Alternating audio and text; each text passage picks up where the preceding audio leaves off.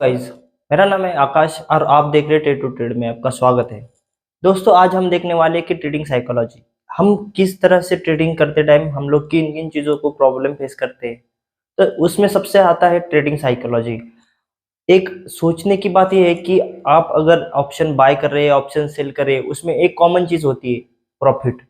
ठीक है, आप प्रॉफिट के लिए काम कर रहे हैं, तो प्रॉफिट कमाने से पहले आपको किन किन चीज़ों का ध्यान देना चाहिए। अगर आप ऑप्शन बायर हो या ऑप्शन सेलर हो या बड़े-बड़े बायर हो या सेलर हो, जो चार्ट आप देख रहे हैं वो भी वही देख रहा है, मगर वो रेगुलर पैसे कमा रहे हैं और आप रेगुलर पैसे नहीं कमा रहे। इसका पैसे उसके पीछे का एक ही राज़ है, क्योंकि आपकी जो साइकोलॉजी है वो डेवलप नहीं है। आप उस चीज़ को नहीं जानते जिस चीज़ को वो जानते हैं, और उस चीज़ से वो रेगुलर पैसा कमा रहे हैं। उसके लिए सबसे पहले आपको उस साइकोलॉजी को जानना पड़ेगा, आपका रिस्क मैनेजमेंट, आपका मनी मैनेजमेंट आपको देखना पड़ेगा। तो मेरे जो रूल है, जो मैं लागू करता हूँ, उसके लिए मैं प्रॉफिट में हूँ, वो चीज़ आपको मैं सिखाना चाहता हूँ, जिससे आपका लॉस कम हो जाए और प्रॉफिट में आप आ जाए। ठीक है?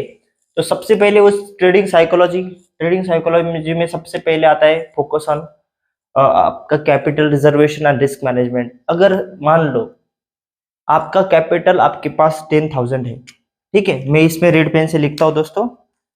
आपके पास 10,000 है, ठीक है? तो आप 10,000 में से 10,000 का ट्रेड करेंगे। अगर आप उसमें रिस्क मैनेजमेंट नहीं रहेगा आपका, तो भी आपको अगर 20 पॉइंट का, मानो कि 25 एक लॉट से काम कर रहे हैं आपका, तो 500 रुपए का लॉस हो जाता है, ठीक है? तो आपके पास 9,500 रुपए आ जाएंगे, ठीक है?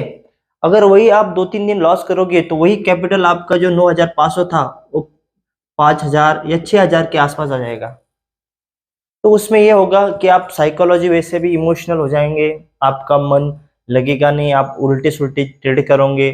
तो इसलिए आपका उसके पीछे मनी मैनेजमेंट और रिस्क मैनेजमेंट सीखना बहुत ज़रूरी होता है। इतने में नहीं रुकोगे आप, 25 पॉइंट देंगे नहीं, 25 पॉइंट देने के लिए जाएँगे तो आप 100 पॉइंट, 80 पॉइंट दे के जाएँगे। उस पीछे का कारण ये होता है कि आपका मनी मैनेजमेंट, आपका स्टॉप लॉस ये रेगुलर नहीं रहता है, इसलिए आपको जो लॉस होता है वो उसके पीछे का रीज़न रहता है। तो फोकस ऑन कैपिटल, इसमें मैं आपको ये सिखाऊँगा कि आप अगर 10,000 से ट्रेड कर रहे हैं, तो मेरे हिसाब से ट्रेड ना करें। सबसे पहली बात, आप ट्रेड ना करें।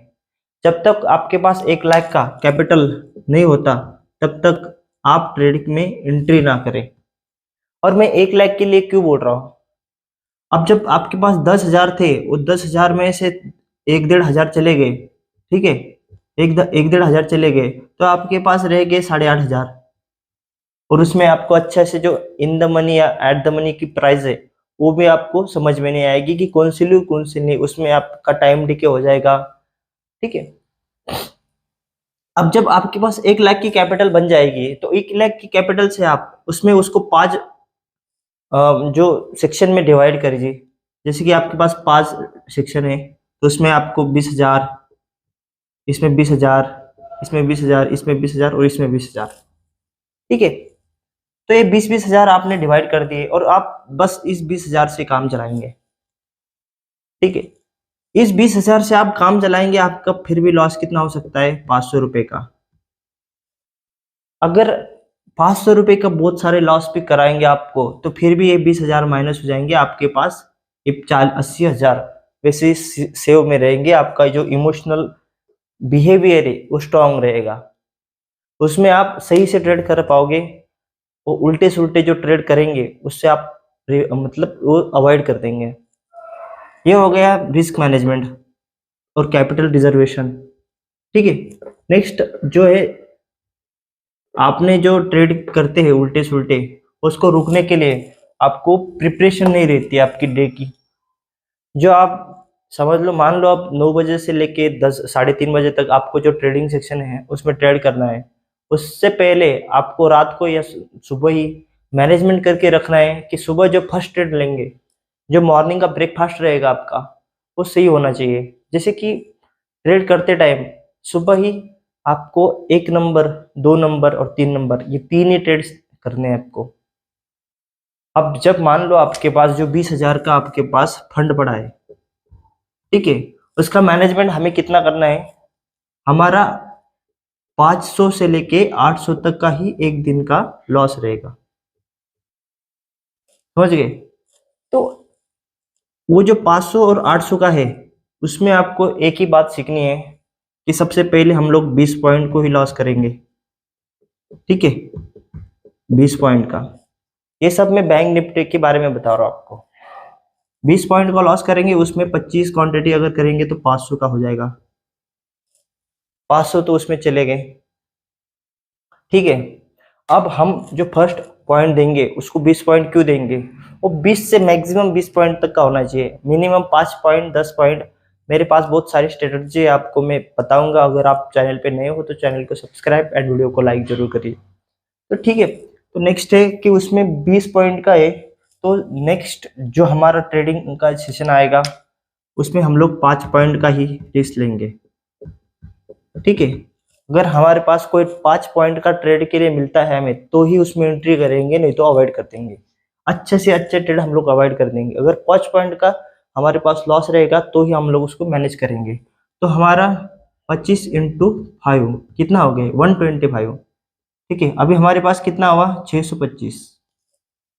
और लास्ट का भी हम लोग जो ट्रेड करेंगे वो भी अगर अगर मान लो कि मिलेगा जो कि 2 के आसपास, 2 बजे के आसपास, तो ही हम लोग उसमें एंट्री करेंगे 5 पॉइंट के लिए रिस्क लेके, ठीक है।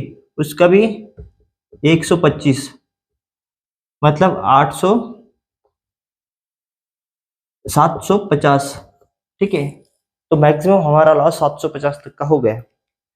अगर लॉस हो जाता है तो कोई बात नहीं, एक दिन का है, हमने 3 ट्रेड अटेंड किए, उसमें से तीनों के तीनों लॉस में चले गए, कोई बात नहीं। अब ये हो गया हमारा लॉस मैनेजमेंट या मनी मैनेजमेंट या रिस्क मैनेजमेंट। मैंने प्रिपरेशन के लिए तो आपको ऑलरेडी बता दिया, सुबह के जो ट्रेड रहेगा उसमें कैसे लेवल निकालनी है कैसे नहीं, ये सब कुछ मैं आपको अगले वीडियो में बताऊंगा। स्टॉप लॉस भी बता दिया, स्टॉप लॉस कैसे करना है। अब बात आई प्रॉफिट लॉस की। अब मान लो कि आपका जो मैंने 20 पॉइंट का ट्रेड दिया था आपको, ठीक है, और वो प्लस में आ गया, समझ लो प्लस साइड में चला गया, हमने रिस्क उसको इतना रखा, ठीक है, ये हो गया रिस्क, ये हो गया प्रॉफिट। अब वो इतना यहां तक प्रॉफिट में आ गया, तो हमारा जो स्टॉप लॉस हमने यहाँ रखा था उसको उठा के हम लोग यहाँ पे रख देंगे इस लेवल के आसपास, जो कि हमारा 25% हो जाएगा। जो हम लोग रिस्क समझ लो ये 1% है, उसमें से हम लोग 25% को लॉक कर देंगे। क्यों, क्योंकि हम उसको लॉक कर देंगे और उतना कम से कम उस ट्रेड को हम लोग सुबह का जो मॉर्निंग ट्रेड रहेगा उसको हम लोग पॉजिटिव ले लेंगे। अब नेक्स्ट आएगा, अगर वो लास्ट तक हिट कर देता है तो हम लोग वो 25% से लेके 50% पर लेके जाएंगे, फिर 50 से 75 तक, और फिर एग्जिट कर देंगे, ठीक है। ऐसे कर करके हम लोग प्रॉफिट को लॉक करेंगे। नहीं, ये भी हो गया, ये भी हो गया और ये भी हो गया। अब रह गया understand how to use currently margin. उसमें आपको याद रखना है कि हमने मार्जिन कितना यूज किया।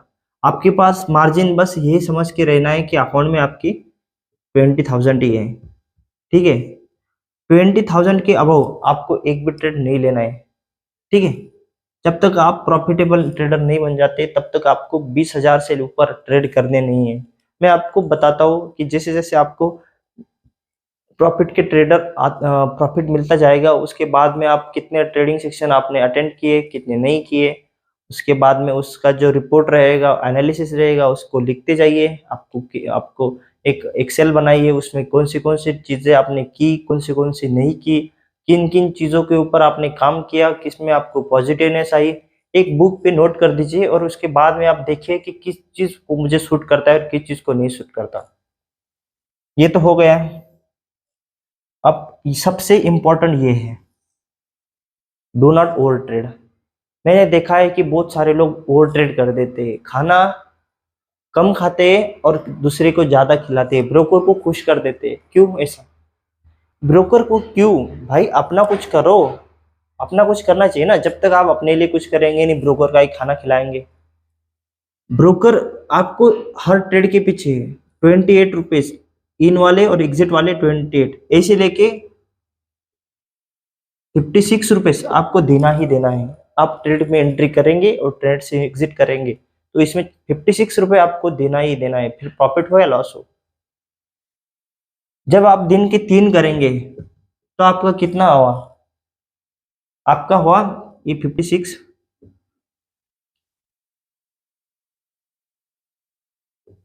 168, ठीक है।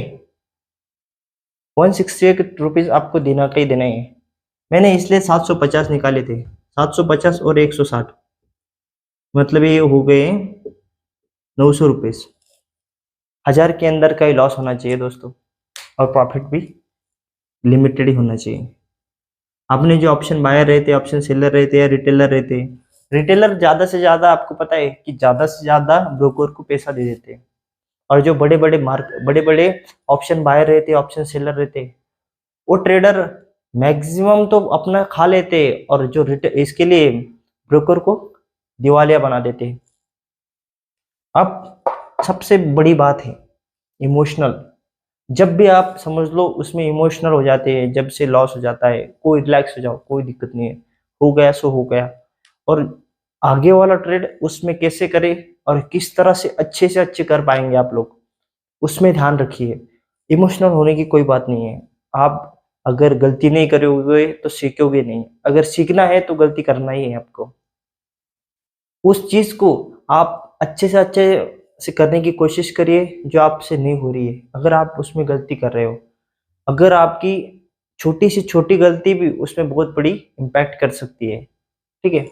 तो ये हो गया ट्रेडिंग साइकोलॉजी के बारे में। अगर वीडियो अच्छी लगे तो वीडियो को लाइक एंड शेयर करिए, ज़्यादा से ज़्यादा कमेंट करिए, चैनल को सब्सक्राइब करिए। जय हिंद दोस्तों।